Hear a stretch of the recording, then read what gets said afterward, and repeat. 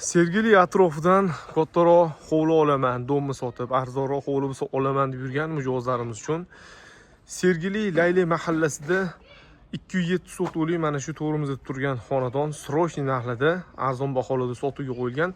Bu xonadonimiz Sergeli metal zavodi ro'parasida 40 Ariq mahallasida boshida joylashgan. Ko'rib turganimizdek ko'chalar yangi asfaltdan chiqarilgan, chiroyli mahallada joylashgan. Kota ko'cha yuziga taxminan 100 metr masofada joylashgan bo'ladi. Ushbu xonadonimizni qo'ldan kelgancha obzor qilib beramiz. Inshaalloh kvartira o'rniga hovli olaman deb yurganlar uchun manfaatli bo'ladi deb o'ylaymiz. Darvozaxonamizga kirganimizda ko'rib turganimizdek chiroyli qilib tunka folli qilishgan, yangi ta'mirdan chiqarilgan hovli. Bemalol mana yo'ligimizga ikkita mashina qo'yib qo'ysanglar bo'ladi. Uy oldi fasadlari chiroyli qilib travertindan chiqarilgan. Yo tarafga bemalol mana tapchalni qo'yib o'tirsanglar bo'ladi.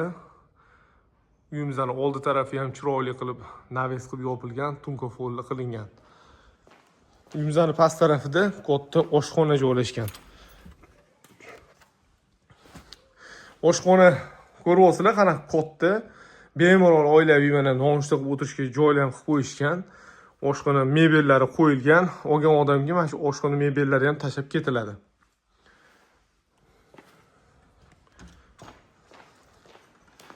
Xudo xolasa uyimizning narxini oxirida aytamiz. Yana savdolashadigan joyi bor, zo'r variant chiqyapti, xudo xolasa. Bu tarafda mana katta mehmonxona, bemalol 20 tagacha mehmon kutsanglar bo'ladi. Agar joyi kattaroq qiladigan bo'lsanglar, 30 ta mehmon ham sig'adigan mana shunday katta mehmonxona bor. Remontlari yaxshi holatda, yangi.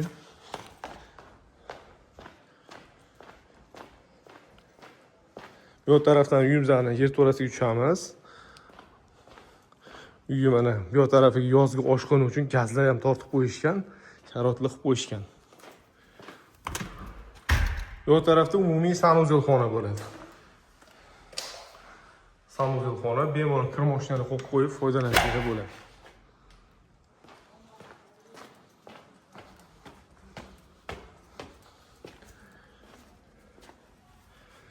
Endi asosiy binoga kiramiz. Bino ichiga kirganimizda mana shu katta xolldan xonalarga o'tib boriladi.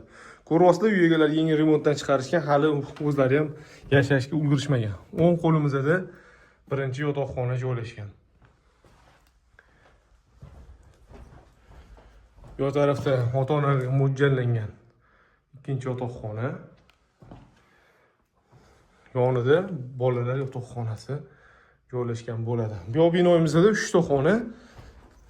Ikkinchi qavatimizda uyimizning mana balxona deydi, balxona qismi mana kattagina bu tarafda o'zini balkoni ham bor.